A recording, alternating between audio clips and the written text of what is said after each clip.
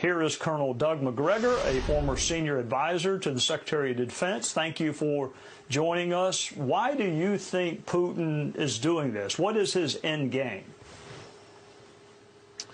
Well, Vladimir Putin is carrying through on something that he's been warning us about, at least for the last 15 years, which is that he will not tolerate U.S. forces or their missiles on his borders, much as we would not tolerate Russian troops and missiles in Cuba. And we ignored him, and he finally acted. He was not going to allow Ukraine under any circumstances to join NATO. And what's happened now is that the battle in eastern Ukraine is really almost over. All the Ukrainian troops there have been largely surrounded and cut off. You have a concentration down in the southeast of 30 to 40,000 of them. And if they don't surrender within the next 24 hours, I suspect that the Russians will ultimately annihilate them. That's why Zelensky is meeting with Putin's representatives right now. The game is over. And he's going to have to negotiate the best deal he can get. And we've already told him, the President of the United States has, that if he opts for neutrality for Ukraine, we'll back him. And I think that Vladimir Putin will do that for Western Ukraine.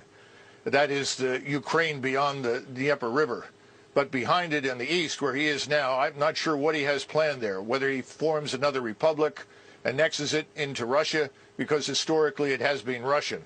But the territory west of Ukraine is not. He knows that, and he's happy to live with that as a neutral state.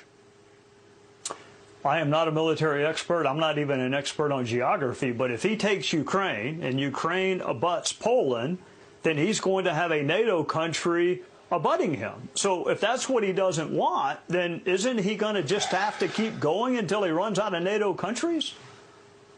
I guess I should say it again. He has no interest in crossing the Dnieper and heading west to the Polish border. I think you're going to find from these negotiations he's quite willing to neutralize that territory on the Austrian or the Finnish model.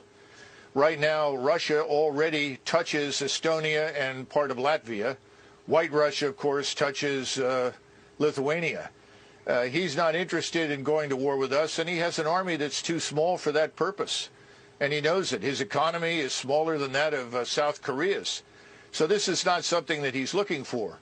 We are imputing to him things that he does not want to do in our usual effort to demonize him and his country. We need to remember that Ukraine is fourth from the bottom of 158 countries in the world as corrupt. Russia is perhaps 3 or 4 places above them. This is not the liberal democracy, the shining example that everyone says it is. Far from it. Mr. Zelensky has jailed journalists and his political opposition. I think we need to stay out of it. The American people think we should stay out of it. The Europeans think we should stay out of it.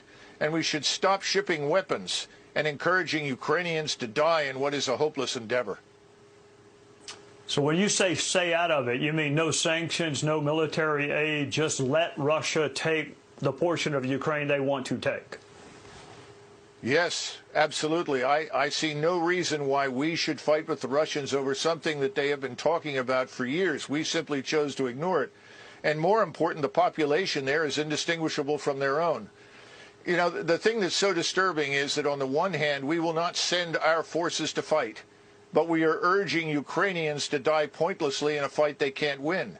We're going to create a far worse humanitarian disaster than anything you've seen thus far if it doesn't stop. Thank you for joining us.